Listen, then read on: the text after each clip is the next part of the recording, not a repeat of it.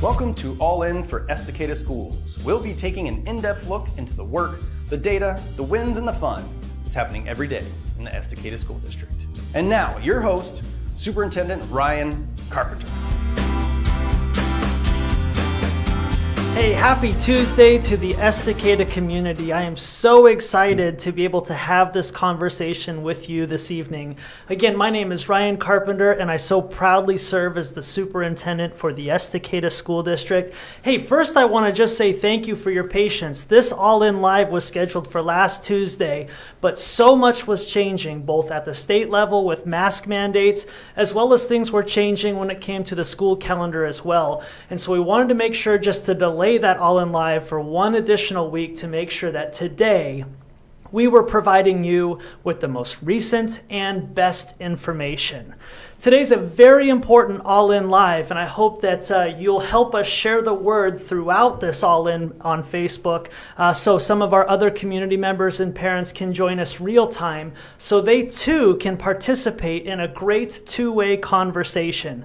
I have a special guest with me this evening, as again, we present our school calendar to the school board. We are joined today by our school board chair, Mr. Ken Rydell. Ken, it's just a pleasure to have you. Welcome, first of all, to All In Live on Facebook. Why don't you introduce yourself and let the community know a little bit more about you? I appreciate it. Thanks for having me tonight. So again, my name is Ken Rydell. Currently serve as the chair of the Estacada School Board. Lifelong resident here in Estacada. I had a quick break for college and a little career stuff, but essentially have been here. I have two kiddos in the district, an eighth grader and a sophomore. My kids are the fifth generation of my family to live in Estacada, fourth generation born and raised. So we are Estacada. We truly do bleed Ranger Green. So so very excited to be here. I think this is year 6, so my second term on the school board. And a lot has changed in the last 6 years. So excited to be part of the community and be part of the discussion as we move forward of what does Estacada schools look like and what does the community look like. Fantastic. And really both of us have had the opportunity to watch Estacada grow and thrive over our last 6 years really working together as leaders inside this school district. And tonight's another big night, and our school board meeting this coming Thursday is a big night as the school board is deliberating on what we believe is an important decision that has the opportunity to set us up to thrive beyond the pandemic. And I know that you've had a lot of opportunities to meet with community members as well as the other 6 school board members. And we're hoping tonight, both Ken representing the school board as the chair and myself representing the school district and our employees, we hope to just have a great conversation. And so please, now is a great time to start asking your questions inside the chat. We have Maggie Kelly who's going to be monitoring that chat and asking questions throughout the process.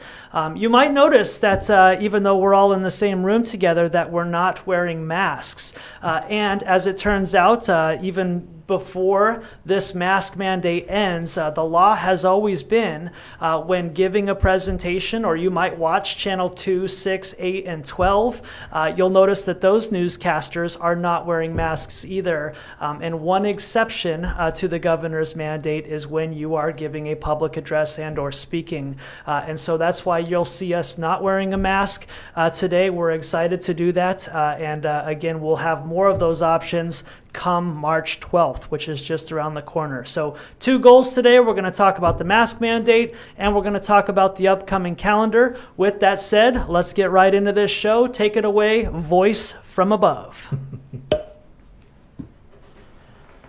What is your go-to pizza topping? Go-to pizza topping. Well, I think you can tell a lot about a person by their pizza order. That is for sure. I, however, am a pretty plain person when it comes to that. I would say I'm better than a cheese person, but my go-to is really just pepperoni pizza. Occasionally I'll branch out there and go Canadian bacon and pineapple, but pepperoni for me. Chair Rydell, where are you? I'm a little more adventurous than you are. If you couldn't tell, I enjoy a meat pizza. pizza in all of its glory. But in a recent trip back to Wisconsin, I had green olives on my pizza for the first time, wow. and it has changed my life. No kidding. So yeah, if you're doing pepperoni or sausage, any of that, green olives sliced thin. Okay. Oh, yeah, adds a nice little salty Do any of brine. our local restaurants have green olives available? You know, I haven't been out much, right, eating out, but I certainly will be requesting them the next time I do. That's awesome. And local pizza restaurant, if you were to get a pizza, like what's your pizza restaurant of choice in Estacada? You know, I've been known over the years to frequent all of the pizza restaurants in Estacada. All of them are worthy for sure and make a good pie. If I was hard pressed, I'd say my current favorite go-to is Eagle Creek Saloon. Yeah. They put out some really good pies. So, but again, if one showed up at my house from any local establishment, it would not go to waste. Amen to that. Yeah, you just can't go wrong with pizza. And I need to get out and do Eagle Creek Pizza more. I actually have heard that it's fantastic. Our family seems to venture to Hitch and Post every single time. We really like their crust. But like you said, there's some great pizza owners in town. Again, if there's pizza around, it's going to get eaten. So that's our question of the day. Again, if you want to participate with us, go ahead and throw your favorite pizza topping into the chat. Again, this is a conversation about community and its schools, and we want to get to know you better as well. So that being said, we've got some hot topics to discuss, but we like to do our favorite episode first instead of the end these days, and that is fact or fiction. So let's go on to that social media giant. Let's see what people are gossiping about about their school district on Facebook. Communications Director Maggie Kelly. Let's do some fact or fiction.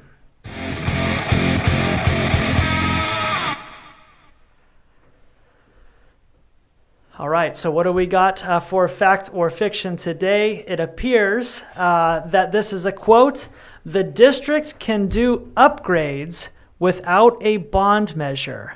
Bond measures never go away, even when they are already paid for."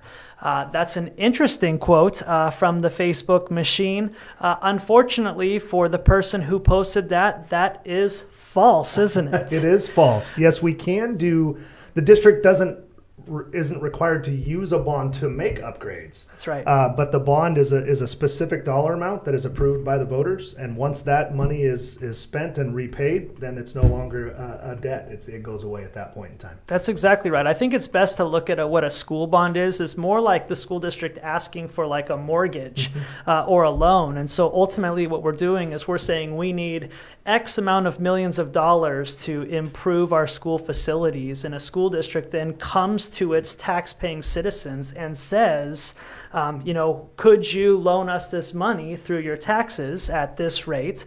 And then usually, although unfortunately not yet in Estacada, but in other communities, communities say yes, and then ultimately that money is fronted to the school district to conduct those construction projects, and over the course of that mortgage and or bond, the school district, by the taxpayers, ultimately pays that off. And so we passed a bond in the year 2001, 2000, somewhere in there. Was our last successful bond campaign, and that was a 25-year bond, or think of it as a 25-year mortgage payment.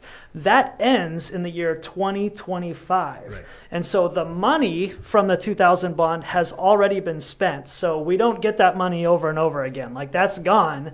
Now the taxpayers are basically paying off that loan that we took in order to make those upgrades. Clackamas River Elementary School and other big, the middle school improvement in there, which is beautiful. The middle school is still beautiful. And so in 2025, that ends. And so what we're hoping to ask our community, not now, but in the near future, is an opportunity to go back and renew that mortgage or bond. And what we've learned most recently is that we're in a financial position to be able to ask to basically basically refinance that bond, and it would be of no additional cost to the taxpayers. And so it is a conversation we need to have more as we continue to grow as a community and take a look at our educational needs. But again, back to the Facebook comment, that is false. That money just isn't given to us each and every single year, but it is, we do thank the community for supporting a successful bond campaign in 2000, and we hope soon a majority of our community will see the needs to help our students grow and thrive in today's educational standpoint. And just one point on that is that you alluded to in 2025 when that bond is over, it's the ask at that time wouldn't be to refinance because it's gone. That's right. So it would be to renew or place a new bond Yep. To do the large improvements that we need That's to do. right. And it's not a mortgage, but that's the best way to describe Yes. it, right? Yes. And the other thing that I would say is look at it, if we use that mortgage analogy, look at it as a household. Yeah. Right. So there's upkeep that we do to our houses, that we pull from savings accounts, that we save money. We know we're going to need to do that. But some of the larger repairs, the average person can't just pull that money out of their savings account to make that repair. That's right. So that's where that bond comes into play. We're constantly making upgrades and repairs to the facilities. We do it day in and day out. Yeah. So that is not something that we forego. The bond is really for those large improvements that a savings account, frankly, is just not able to Yep. fulfill the need. That's So, exactly right. Yep. No, very, very good. Well, thank you for that. And that's our Fact or Fiction today. Hopefully it was educational to you. And again, we're constantly out there looking to see how we can best tell our story. And anything that we find that is either true, that's a hot topic, or false, that's a hot topic, we want to take a time to address that. So with that said, we've got two big hot topics today. Let's jump right into them. Here we go.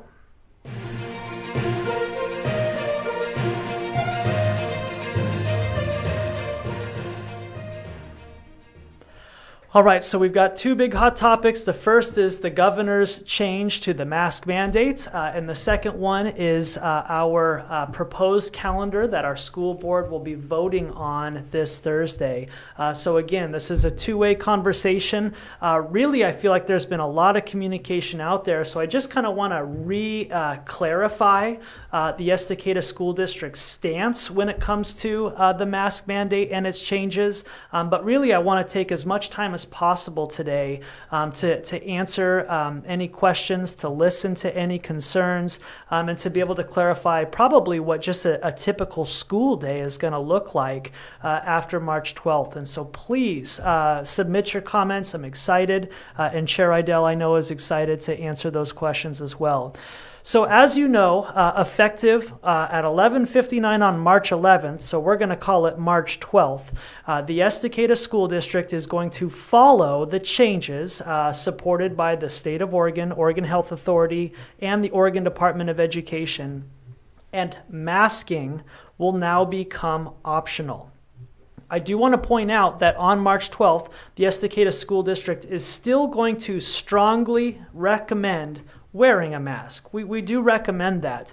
But at the end of the day, just like we've been saying really throughout the course of this pandemic, the Estacada School District supports individual choice as they work with their family, their values through this pandemic. And so we're excited to be able to have the opportunity now to allow all families, all kids, and all of our employees the choice to wear their mask or not. And so over the last about week and a half, our school district has been working extremely hard to build a culture where everybody is accepted. If they choose to wear a mask, that's excellent. Come on in, we're excited to have you. If you choose not to wear a mask, that's excellent. Come on in, we're excited to have you. We know there's going to be some growing pains and transitions as we work through that process, but again, we're very excited to allow everyone the opportunity to make their own choice. Another big hot topic in terms of this change is the quarantine procedures. So if you'll recall in the last framework that we've been doing really throughout the course of the year, that if a child and or adult employee inside our school system was unvaccinated and they were exposed in close contact with that virus, ultimately they were required to quarantine. It started out as 10 days, as we all know. We've all had kids, including my own, who had to quarantine for 10 days. And we knew how long and how problematic that was and inconvenient that was for our families and our lifestyles. That got reduced down to 5 days ultimately. Now, in the new model, effective after March 12th, nobody, no child or employee will be required to quarantine. They just need to monitor for symptoms. And if they experience those symptoms, we have the opportunity to test here at the school district, or you can take an at-home test and basically make your own decisions based on what's best for you and your family when it comes to the quarantining process, but it's no longer a requirement. If you are, however, positive with COVID-19, you will still be required to isolate for 5 days and be fever-free for 24 hours. And so that is still one hard requirement that the Estacada School District will be in partnership with our families to make sure that anyone who does test positive, that we're putting them in a safe location while still being able to operate our schools at a normal status. So we still will be asking for help, partnership, and teamwork as we work through that process together. But the good news is I anticipate that our school districts are going to look closer to normal than they've ever looked in the last 2 or 3 years with these new protocols. And we're excited to execute them, and we're excited to support all of our people where they are currently at when it comes to masking and their stance inside this pandemic. So I just wanted to just talk about some of the bigger issues, but masking will become optional effective March 12th in the Estacada School District. Quarantines are no longer required. Masks will be optional on the buses, and isolations will still be required for positive. So with that said, I'm going to go ahead and Chair Idell, where are you at? And then we'll go to questions. Yeah, I appreciate it. And thank you for the clarification and where we're going. And as you said, we have long held the belief that it should be at local control. Right. And there's a lot of moving pieces. It's not just as easy as saying, hey, we're not going to do it. And so we have heard that from the community. We have advocated for that. And I'm excited that we're here. Yeah. As you said, the schools have been feverishly, that sounds negative, so I don't mean it in a negative way, but very intensely planning for the mask mandate to end and creating that culture for students to feel safe and feel accepted. And that's where we also need your help from a parent standpoint to help your student understand that it is okay for another student to make the choice to wear the mask. And we don't want them to feel uncomfortable or unwelcome within the district because they're choosing to still mask up. So I know the schools and the leaders and the educators and all the helpers and employees in the schools are planning for this. I would personally ask the parents to also plan for it and help your student understand that there will be peers, there will be peers, other people in school, potentially teachers in the school that are still choosing to wear those masks, and that is a viable option. Just like we want to respect your decision not to wear one, we need to respect their decision to continue to wear one. So I'm sure that we're all there, but I just couldn't let the moment pass without bringing that back up. So thank you. Very good. Maggie, what kind of conversations are we having out there? All right, thank you. We have a couple of questions, so let's turn to the first one. And that first question is, has OHA set a threshold that we need to be aware of for when masking could be reinstated? Yeah, that's a great question. And the answer to that for the school system is no, from a legalistic perspective. I do believe that local county health, Clackamas County Public Health, and the state are going to continue to look at the positivity rate and the hospitalization rate.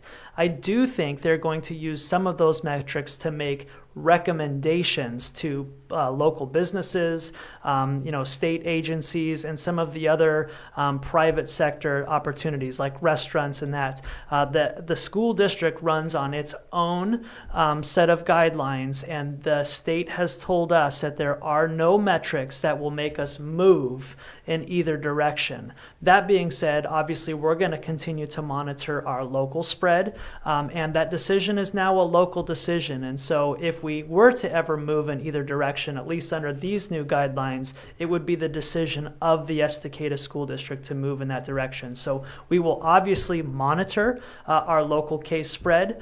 We will monitor hospitalizations, and we will monitor what other school districts are doing really throughout the country that has been effective. And so we'll make moves now, which is awesome, that best serve our community and its values. And we very much look forward to that. But there is no metrics that are tied at this moment to any requirement and or decision that we need to make. Great question and a great start. Thank you. Our next question on that same thread of quarantines and masking requirements and changes. Will parents be getting that 7 p.m. text message? Yes. Will they still need to do the daily health screening? Yeah, amen to that. By the way, how many do you get every single night? I get 4, because I get English and Spanish. Yes. So yes, 4 a night. Very good. I also get 4 nights, one as an employee as well. So we're with you on that. And by the way, thank you for just a great attitude. Thank you for filling that out. There were times when that was more important than other times, but nonetheless, it's been extremely important throughout the process. And to answer your question, no is the answer to that. That nightly pre-screening will now officially go away on March 12th. We're going to still expect you to monitor for those symptoms. If your kid is exhibiting a fever or some of the other symptoms that go along with that, we do ask that you be cautious and continue to support the work that we've worked so hard to keep our schools open and just keep kids in school. But you will not be receiving that. We will be, however, using that pre-screener because we have several employees who have gone through either the religious exemption process or the medical exemption process, and the new guidance still requires us to do things that are above and beyond the normal measures for those who have gone through that exemption process. So if you're an employee of the school district and you've chosen to go through one of those 2 exemptions, you still will be receiving that pre-screening option, as that's the Estacada Schools District's best intent to go above and beyond and make sure that those who are going through that process still fill out that pre-screening form. But parents and the majority of our employees, that's going to go away. I think I actually heard applause from outside when you said I that can feel that those too. are going to stop going out. So Yep. happy Amen to hear to that. Yep. Next one. Thank you.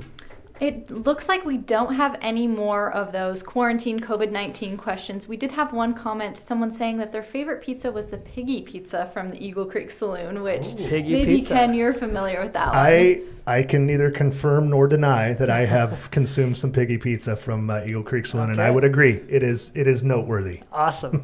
Very Okay. good. I'll add that to my list.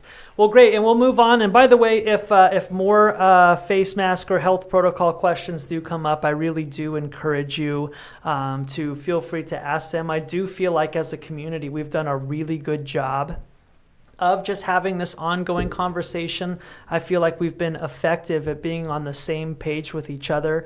And I know that at times things were not ideal for your values, for your vision, for what you wanted for your child when it came to those health and safety protocols. But I also just want to say, and I know Chair Idell and the school board would echo this too, we really are appreciative of our community and their willingness just to partner with us. We know that, throughout this pandemic, there were changes that were not ideal, didn't necessarily reflect the values of our community. But nonetheless, I felt like our community just continued to partner with our school district. I felt like they understood that these were decisions that were out of our control, and we were just doing the best that we could to keep our schools open, to offer best-in-class service to our kids, to support the health and safety concerns of our employees as they saw hundreds of kids each and every single day coming into their classrooms, and just making sure we were providing them a safe environment as well. So as this change comes, I do just want to say thank you to our families. Your partnership with us, your patience, your willingness to just kind of bite your tongue and support the things that we were doing is greatly appreciated. And I think that allowed us to really move in a positive direction. We saw schools and different school districts that were really really experiencing some significant challenges between parents and the school district. And I just didn't feel like we really experienced any of that. And I think that just goes to the culture that we've created, the trust and support that you've provided to us as we educate your child. So I just want to say thank you. Yeah, and I would echo that too. It's we weren't always able to give the answer that people wanted to hear. And so I know that that's not always fun, and it's not the answer you want to hear. So and we all get to operate with that at times. But the understanding and trust that has been bestowed upon the school board to carry out what is best for the district, what is best for the students, and at times that means making decisions that we don't like. Yeah. And that maybe, I personally may have a different opinion about that, but my responsibility as a board member is a fiduciary responsibility to the district as well. And so trying to get out of the area and the political world to say, what can we do to best support students? And I really, really appreciate the community of bringing their voice forward to make sure that you're heard. Please continue to do that. I say it every time we have visitors at the board member. Welcome. We want to see more of you. Yeah. And so continue to have your voice heard, and please continue to help us understand what's important to you so that we can continue to advocate for the students to the best of our ability. Yeah, absolutely. So thank you again, and let's move on to our second hot topic, which is really a big one, and I know it's what a lot of people I think are tuned into today to have a deeper discussion. And again, I just want to encourage you to ask your questions, share your opinions as we and the school board gets ready to make a final decision this coming Thursday. So I want to start first and foremost by talking about the calendar that is most recently proposed. I believe yesterday, Monday, all parents received our press release and our final communication to all 1,740 students and their parents of what our proposal and what we'd like to propose be our school calendar for the next 3 years.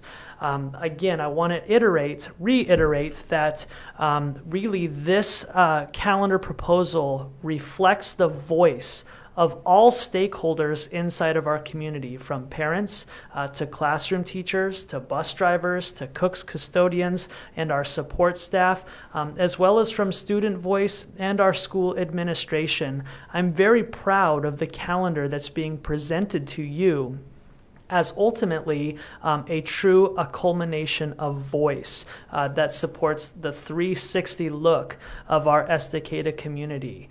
Now, I want to also point out that even though this is where our draft is being proposed to the school board, so this is our final draft that is being proposed, ultimately, I think that this is a solid calendar that has our students' best interest as the top priority.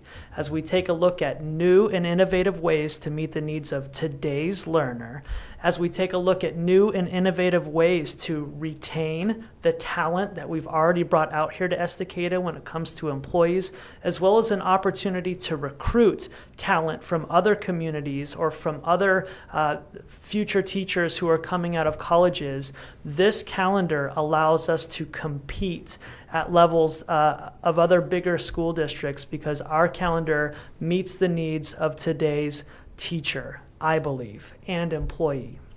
This calendar also allows time and opportunity for our professional educators to be extremely surgical when kids need help the most. So a 4-day school week, Monday through Thursday, allows us to do our traditional classroom teaching.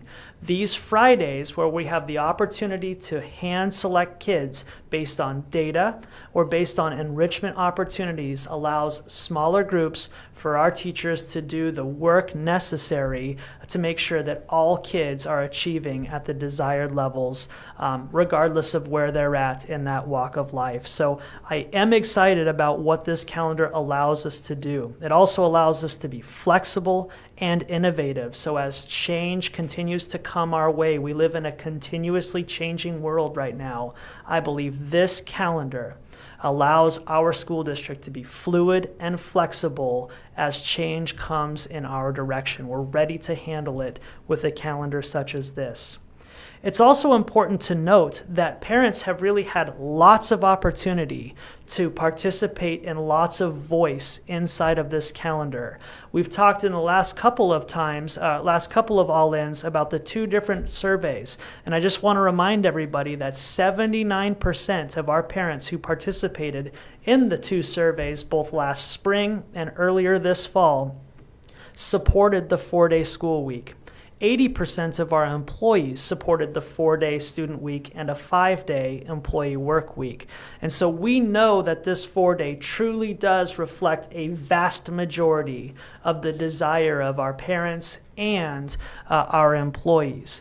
In the last All-In Facebook Live, over 1,000 people watched, which is just unbelievable in terms of the participation. This continues to be an effective way for us to communicate with our community and our families. We collected over 200 comments of people's voice about the calendar, and I think this version 2.0 reflects the 200 comments that we received and the various emails that both the school board and I have received, and other just informal conversations that we've had while at Thriftway, at youth athletic events, at church, etc. There's been a lot of opportunities, and we've had a lot of repetitions to collect voice in this. And so I hope you do see that this calendar has evolved from iteration 1.0, 1.1, 1.2, all the way through 1.8, and now this is version 2.0, and I can tell you that this has truly been an evolution of voice that represents the values of our community and the voice of our employees as we try to be that best place to work environment. I know that calendars are also personal to each and every single one of us. There are things that I personally wish this calendar had that it does not. All of our wish lists were not, all of our boxes were not checked off in this calendar. But I think that's what I think this calendar reflects most, is a great compromise. What our parents want versus what our classroom teachers want, versus what our bus drivers want, versus what the school board and its superintendent want, are all similar. We want what's best for kids, and we want what's best for our community's values. But how we get there, at most times, those interests compete with each other. And so I'm pleased that this is a calendar that truly does have a middle ground compromise of the things that we think are best practice for our kids, first and foremost, but also meet the needs of all of our families and all of our employees to the maximum extent possible. So with that said, I do just want to share my thoughts on that. Again, at this point, our voice has been collected. This draft that I'm sharing with you this evening truly does represent and is our final proposal. So if you come to our school board meeting on Thursday night, you will see me make this final pitch to the school board, who has had the opportunity to engage with its citizens, engage with its voters, and also be a part of the whole research and process of how this calendar started to where it's at today. And as they make their final deliberations on a vote, I'm just very proud of the process. In closing, before we get to the comments and question, in closing, the thing that I just want to say and celebrate with our community is I've been in this school district now for 12 years. You may not like this calendar, you may like this calendar, and that's your own opinion, and you're entitled to that. But I believe that this calendar is the most transparent and the most collaborative product that we have ever created together as one group. And so regardless of where you stand with it, nonetheless, I think there is credit and celebration to be given that a school district engaged its community and we created a product together that I believe at the end of the day we can be proud of. And it's the process that I'd like to celebrate inside of that. Chair Idell, any comments on that? Not many. To your point, it is being proposed to the school board Thursday night, so I look forward to continuing the conversation there. I will echo without a doubt. We understand as we look to finalize this or vote on it, right? But anytime we look at a calendar, we realize it's not going to meet the needs of every single student and every single family. And that's a tough pill to swallow for a board because we want to meet the needs of every single person. And so we fully understand that when we say, hey, we've got good support on this, that doesn't mean everybody. Yeah. But what we can do and what we're required to do, to your point, there are parts of this calendar I personally like, and there are aspects of this calendar that I personally think could be different for me and my family. That's right. And so that's where a lot of us are. But the process of getting to where we are was extensive conversations, a lot of looking at proposals and where we're at and where we're going and what can we do. Yeah. And I applaud you and your team for looking outside the box a little bit and taking a risk and saying, hey, this is some things that we want to look at, but being open to saying, let's talk through that. And so more conversation, of course, this week. There's a lot of conversations between Tuesday and Thursday, but I'm very happy with the process that everybody went through and the feedback that's been solicited. And these events like this to get the word out is huge. Yeah, absolutely. So Maggie, what's going on out there? All right, so our first question that I think is a great first question on the calendar topic is students have jobs over the summer, so shortening the summer break a little bit. Are we worried about how that will impact students as they have their summer jobs? One thing I want to throw out there first is that I believe our district is one of the #1 student employers over the summer. We hire students to paint classrooms and pull weeds, so we're excited to work with them through this new schedule. But Superintendent Carpenter, what are some of your thoughts on that? Yeah, that's a concern, was something that was actually very seriously considered as this calendar was created. And it's not just our own students who work. We also have teachers and other support staff who work a summer job as well. And I think that you'll notice if you look at Working Copy 2.0, our most recent proposal, you'll notice that we actually shaved a week off of the school year. And we reduced that fall break entirely, ultimately allowing our employees and our students that one additional week of summer to allow them, if they so choose, to participate in sports and or have a summer job. And so I think you will see that that voice actually had an impact in our final iteration of that. Our teachers would like to end the school year around June 16th. And we supported that as well. So this is a good example of our change and adjustment based on that voice.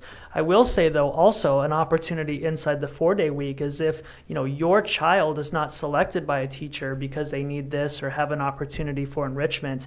These 4-day weeks also provide opportunity for kids to work an extra day on the weekends. And so the 4-day week does support families as they and our students as they try to earn an income to pay for their cars or to even help pay the rent in some cases. And we're proud that there's a calendar that supports that opportunity. All right, thank you. Our next question, either our resident school board chair or Superintendent Carpenter could answer this one. Could you clarify a little bit the process of what finalizing this calendar looks like? A parent wants to know, is this calendar a go? Is it approved? What does the process look like? Yeah, I'll take that one. And so it is not approved. So as Superintendent Carpenter alluded to, there's been, 10 versions, 11 versions of this calendar that have been worked through. So what today represents is Ryan and his team have finalized, this is what we want to propose to the school board. So this calendar is not a go. It is not live. It is the final draft that will be presented to us, your school board, Thursday night. And then we will vote to either accept that calendar or deny the calendar or decline it, essentially. So that happens Thursday night. Yep. And let's just work through both of those examples. So if the school board chooses that this calendar is not the best ways to move forward, which is absolutely okay, we would default back to our traditional calendar, which would be a 5-day week throughout the process. But then we would begin working on a different calendar iteration. If you'll recall, the school board always votes and approves the calendar, and our calendar that we're currently on, we're on year 4 of a 4-year calendar. And so regardless of where the vote goes, the school board will need to adopt an additional calendar for the foreseeable future. And so that would be what a no vote would look like. A yes vote This proposal is a 3-year calendar. And so if the school board were to choose to vote in affirmation of this proposed calendar, then ultimately it would be what we would be planning for to start the next school year. And I'm very proud that this conversation and this vote is coming in March because that gives our families and our employees really ample time to prepare for what the changes of this school calendar would be for our families and our school operations. And so the sooner that we can come to a decision allows our entire community the time necessary to wrap our own personal changes around this calendar. Yeah, and I would say the other part, well, I just lost my train of thought. Where was I going to go with that? I don't know. It is completely gone. Yeah, sorry about that. That's okay. No, all is good. And I would say too that there's still a lot of logistics that still need to be planned inside this calendar. Like, what does Fridays look like, and how do we operate that?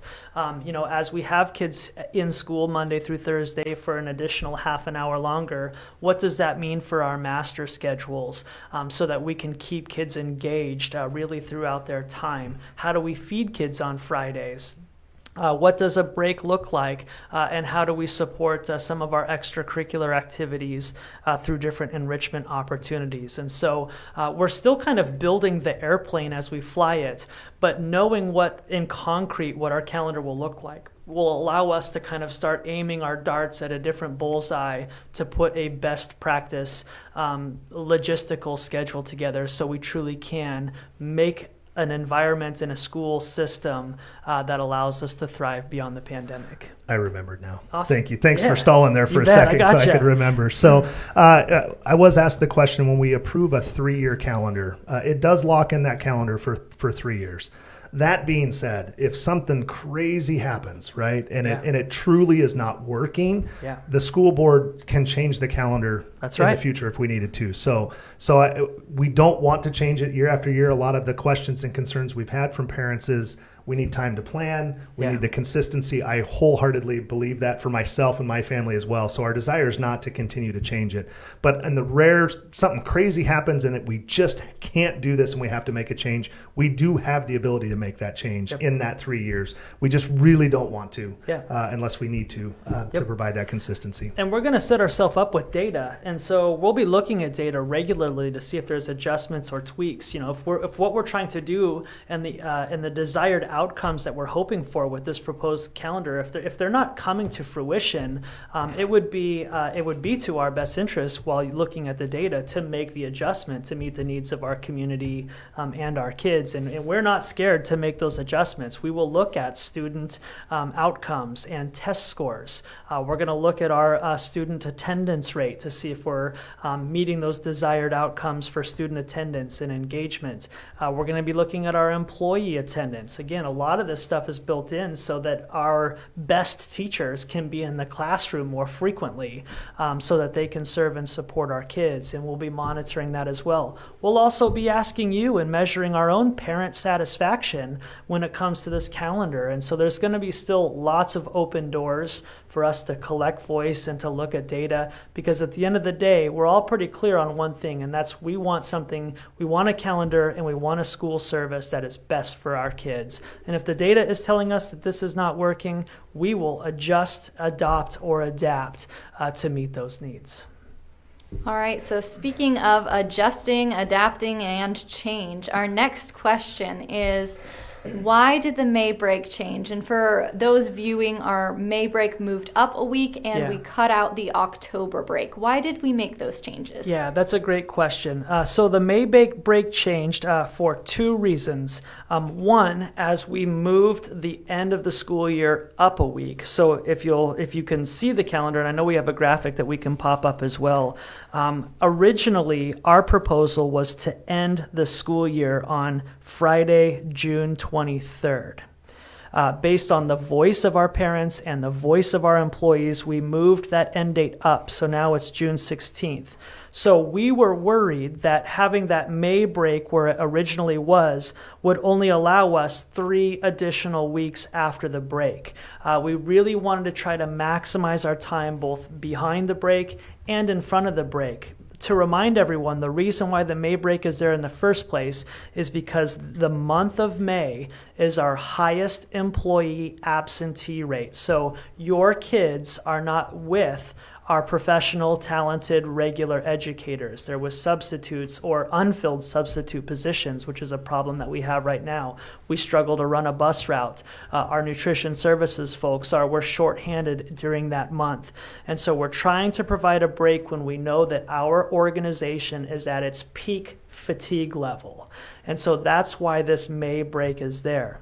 The front end of the break, we can't move the break any higher than the current week that it's at, because the first and the second week of May is when our state testing occurs, and for kids who are in advanced placement classes, AP classes, that's when their testing takes place as well. And so really what you see in this May break is you see our kids and our teachers working hard in state assessments and AP assessments.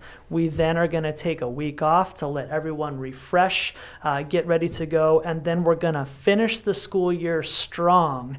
And it's going to look differently than a traditional end of the school year. We're hoping to kind of reimagine what the month of June looks like post-break, and how are we going to identify kids with data and close the gap or get them to graduate or meet those last requirements to move to the next grade level. And for kids that have already demonstrated proficiency in the grade level standards, what does June look like where we can get our kids to dig deeper, to dream more, maybe to start some college opportunities and start getting credits or be a different part of our CTE program. So it's our intention to dream about what that looks like, but those dreams right now are on hold pending approval, and that's where we're at right now. But so that's why our May break. I'm sure it was like a really long answer to that short question. It's a good question, thank you, and I wanted to transparently explain why those things moved the way they did. Thank you. It was a common question that we had a couple times, so I think it was good to cover it a little bit in depth. Our next question is referring to our read days on Fridays. Will buses be transporting students on those Fridays? Yes, they will, is the answer to that question. And so again, these are logistics that we haven't built, so I can still only talk to you in conceptual design. But it is our intention that we want our teachers, our learning specialists, our paraeducators, our coaches, really any employee has the ability to hand select kids based on data. Or based on enrichment opportunities to come down to school. Now at the high school level, that'll look a little different because kids 16 and over have some ability to drive into school, so that's different. But if our third grade teachers are selecting 10 or 11 third grade kids to come in on Friday and get that extra help and support that they need, our school district fully intends to run our entire bus route. It might look a little different, but we're committed to picking up your kid, bringing them to the school. We're committed to feeding them on their way out the door and back to your house safely to enjoy their weekend. So yes, we will be transporting kids. That's our plan. Thank you. It's a pretty robust plan, so it's cool to talk through the details. Our next question is, are we going to do a new survey on the proposed calendar? People took this survey last year during COVID. Have we thought about doing a new parent survey? We are not. Nope, we're done with surveys when it comes to this. We've surveyed our families twice. And by the way, it's not like we got like 8 people who took the survey. Like literally over 50 some odd % of our parents took the survey. It was one of the largest surveys and participation that we've ever had return. And they made it very clear that they want a 4-day school week to the tune of 79%. And so again, this calendar proposal is the product of the survey. We were not making this calendar and then asking for that approval or not. That already happened. This is the product of what our parents and what our employees have told us to do. And I'm very proud that we were able to put a product together that reflect that voice. That being said, as this whole calendar process has happened, we've been collecting voice, we've been asking questions, we've been engaged in conversations. I think we've heard about every reason, both for and against the calendar.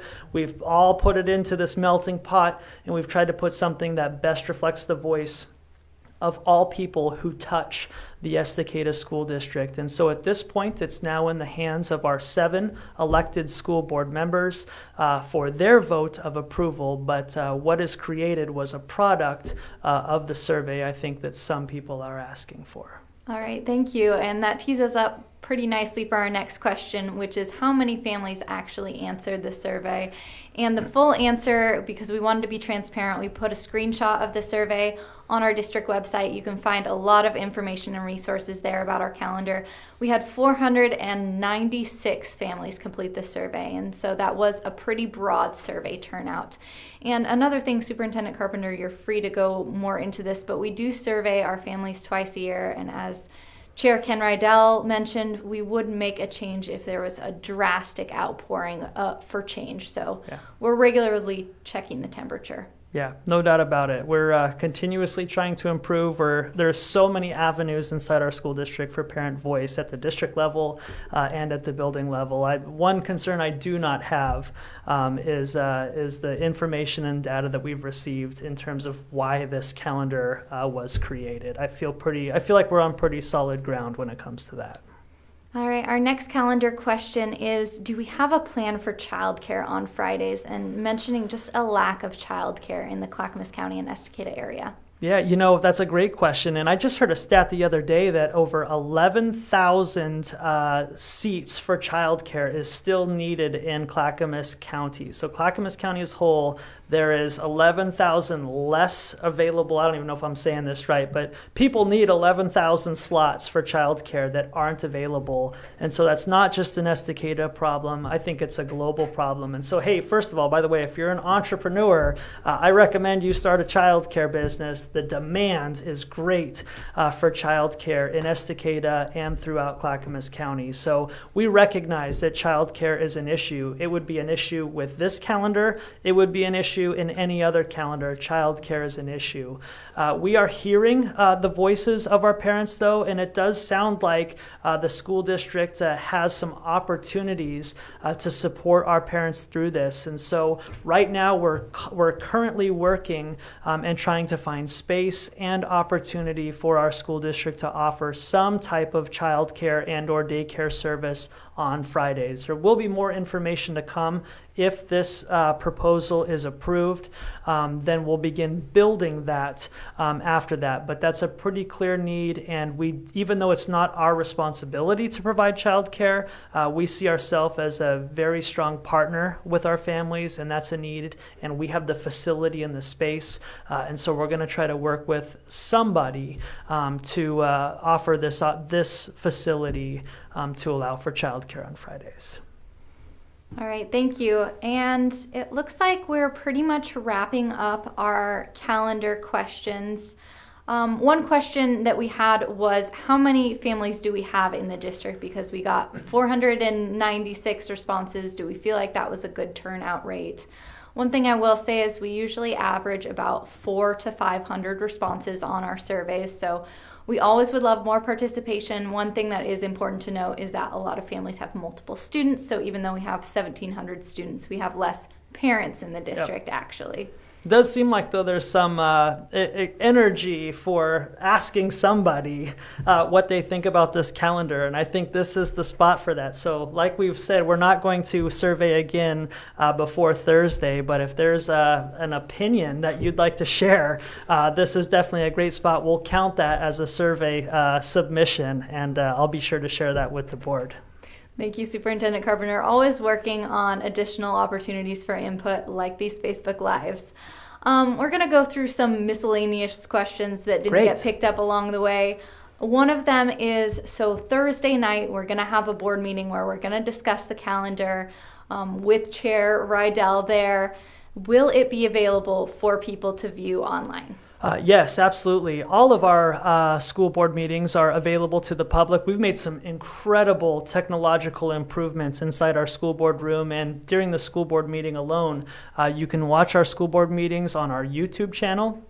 It's streamed live. You're also more than welcome to come and view in person. The Estacada School Board of Directors loves having people come to it and participate in the process. Again, our school board meetings are located at Estacada High School. It's on the weight room side. I'm not sure what direction. East side of the school building. And space is limited, but we try our best to accommodate any and all who come in to be a part of the process. So I encourage you to watch live on YouTube. You can stream it literally, cast it right up to your TV, and you can watch us on your main TV. So again, we've had hundreds of people watching our school board over time, and I'm very pleased with the growth and development that we've had to make sure we're being transparent and open to the public as we make tough decisions. Yeah, thank you for covering that. They're available anytime on YouTube at Estacada Schools, so we encourage anyone to watch. Our next question is a COVID question that we didn't get a chance to do earlier. Are employees with exemptions required to wear masks after March 12th? And do you want to explain what exemptions are? Yeah, so I guess first, the state of Oregon has made a requirement that all healthcare workers and school employees, public school employees, are required to be fully vaccinated, and that's consistent of 2 COVID shots. The booster does not apply to the definition of fully vaccinated. With the governor's changes, the requirements to be vaccinated, it no longer applies to the general population, but for healthcare workers and public school employees, that mandate still applies. So one thing about the mandate is it provided an exemption process. So employees who felt that they had some type of religious reason and or medical reason approved by their doctor to not get vaccinated, that was an opportunity for them. And again, the Estacada School District has always supported people making their own choices based on their own values, their own religion, and their own medical needs, and we have supported that process. That being said, we do have employees who are through the exemption process. We are required, the school district, to do things above and beyond what the general population needs to do for those in that exemption process. We're choosing to use the pre-screening process as our above and beyond, and so we're requiring our employees through that process every single morning before they report to work to fill out that pre-screening to make sure that they are symptom-free as they report to duty. The Estacada School District is also making the choice to allow masking to be that person's choice. So masking will be optional for all people. However, those who went through the exemption process will still be required to fill out the pre-screening form. All right, thank you. That was a good explanation on some of those details that we deal with in the COVID-19 era. Our next question was jumping back to school board meetings. So we have them available to view online. Is someone able to participate via Zoom, a community member that isn't able to make it in person? No is the answer to that question. It's not set up that way. So obviously public school board meetings are run and inconsistent with Oregon state law. I think it's first important to mention that a school board meeting is not a public meeting where people just get to participate freely. Really what the citizens get to watch is the school board meeting, and it's in public. So it's really the school board who are deliberating, who are talking, who are voting and making decisions. And really, it's the citizens who get the opportunity to watch that process in action. And that's ultimately the best intent of the rule of the laws. We want to make ourselves open to the public, live on video, so that the citizens get to watch its school board as it makes decisions. That being said, there is 2 spots inside a traditionally scheduled school board meeting where its citizens can participate. Based on our policy, the people who participate need to be present in person.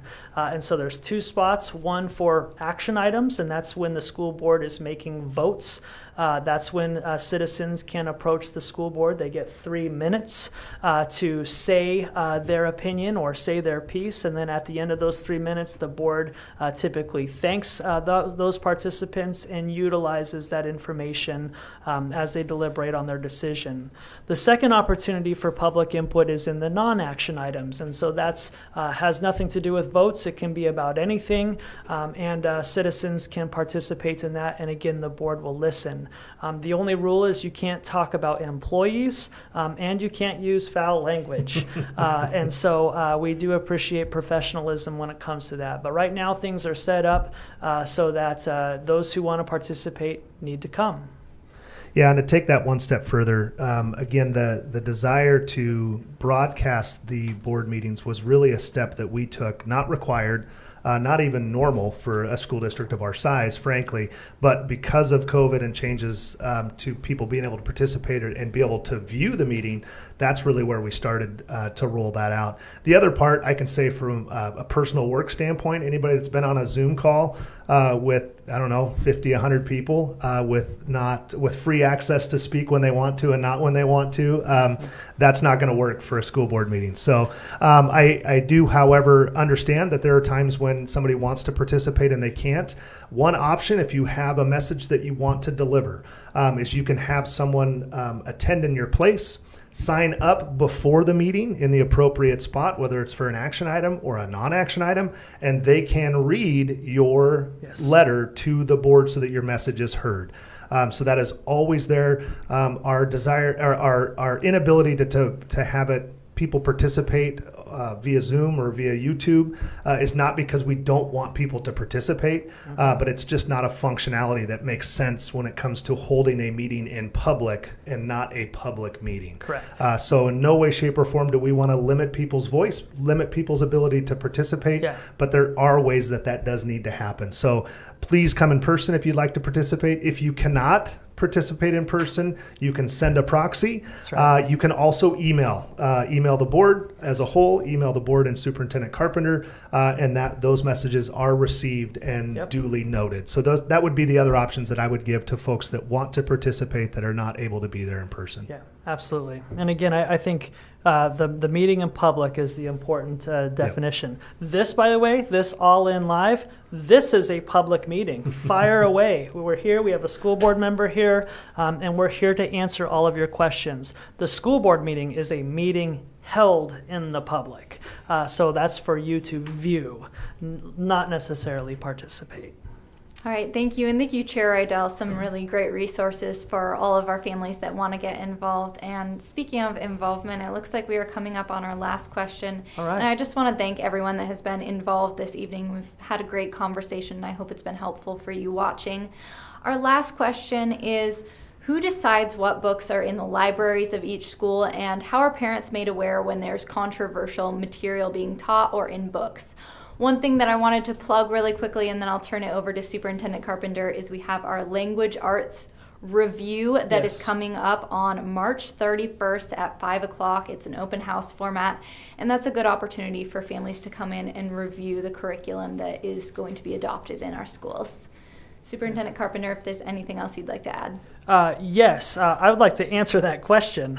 So each school has a librarian, and the librarian is ultimately responsible for the selections of those books. Typically, we're a part of some type of consortium, both nationally and locally, as we make those books available. I'll be honest, a lot of our books are from the 50s, 60s, and 70s, collecting dust, and the library that we think that it used to be is no longer today. Libraries look considerably different, and their purpose is considerably different than the book checking out.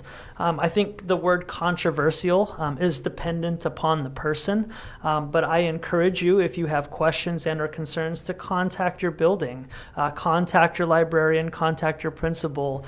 I don't know what is controversial in your eyes, but we encourage you to come down and participate in our process and be a partner with us to make sure that what literature our kids are exposed to meets the values of our community.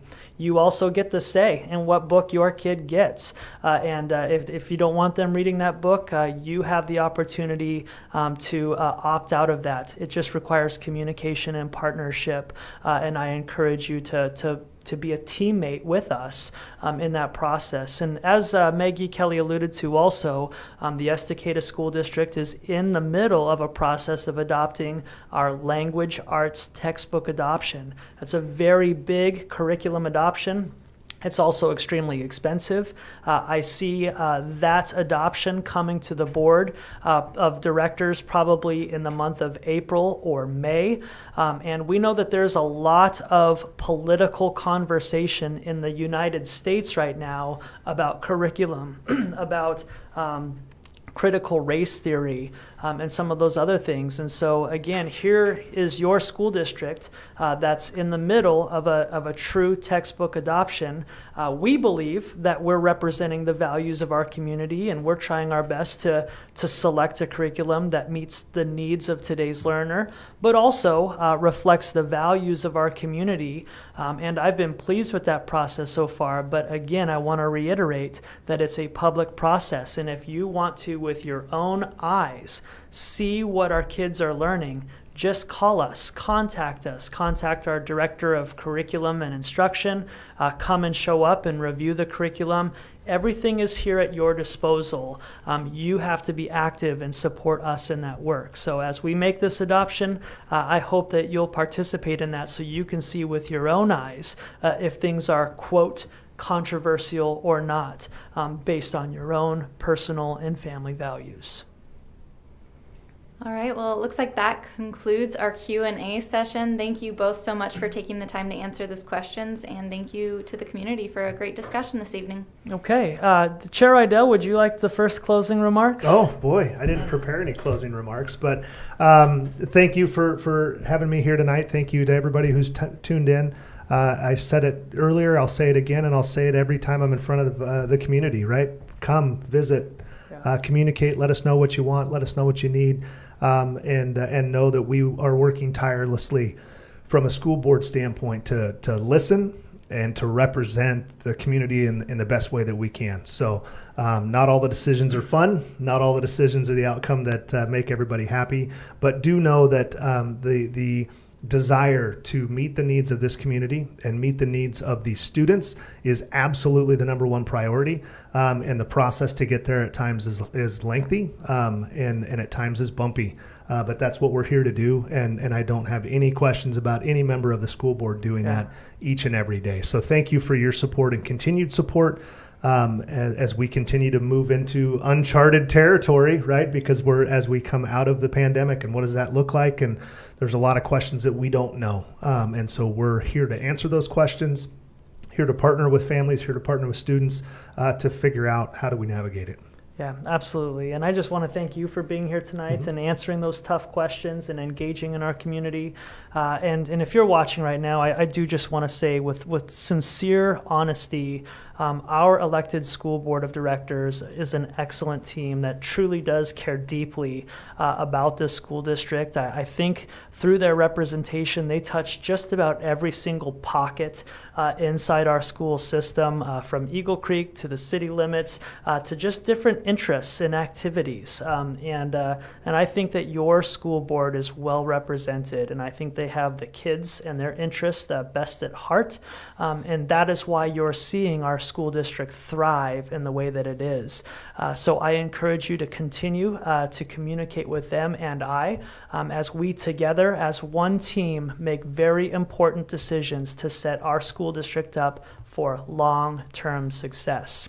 I believe this calendar sets our school district up for long-term success. And while I know change is not easy, and some people accept change different than others, and I understand that, I hope that you will, in good faith, trust the expertise, the time, the data and the research that went into the creation of this calendar. I hope that you have seen throughout this process this calendar change, morph, and evolve based on voice of our parents, of our students, and of our employees.